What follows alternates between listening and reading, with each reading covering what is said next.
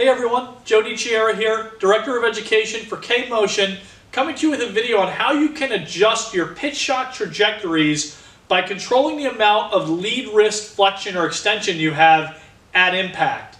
So in the K-Coach 2020 software, we've got some great new features in the Smart Tiles where you can see now I only have 2 tiles up, which is less than what I previously was able to do at a minimum.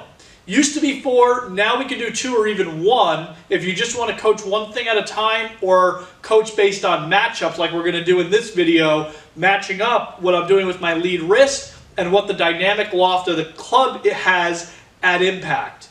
The other thing that you'll see in the K-Coach 2020 software is that we actually have launch monitor tiles. So we didn't have that before. Now we've brought in the launch monitor tiles and you can start to look at that right on this screen in your K-Coach software.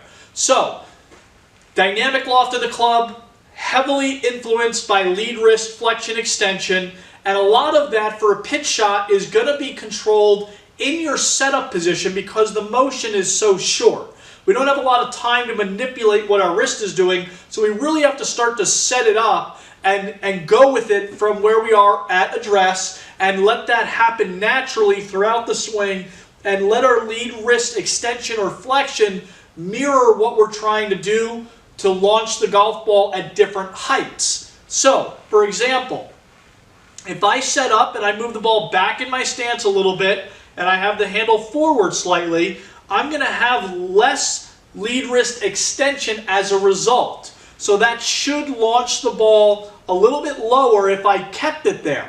Now, if I have improper mechanics and I start to add loft on the way down and get scoopy like we see sometimes players do, that dynamic loft is going to go way up when I want to keep it lower. So again, I'm going to handle forward, less flexion, less extension, more flexion, and I'm going to keep it there. Right, we'll see how that comes out.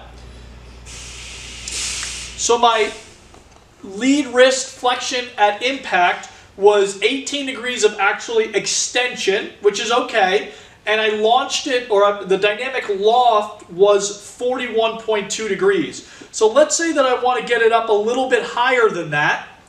So I'm going to go to more of a neutral position now. So instead of the handle leaning forward, it's going to be more in a vertical position. And then from here, I'm going to let my wrist unhinge now a little bit more to give myself a little bit more extension at impact and hopefully increase that dynamic loft to get the ball to go up a little bit. Okay, so let's see if that wrist extension increased to 30 and my dynamic loft went up to 51.7, right? So there you could see I hit a much higher, softer shot by letting my wrist go into more extension by the time I got to impact, mostly set up by the way I set up to the golf ball with a more vertical shaft plane like this, and letting that wrist unhinge and go into more extension as opposed to a little bit back and having more of a flat lead wrist to keep the trajectory lower.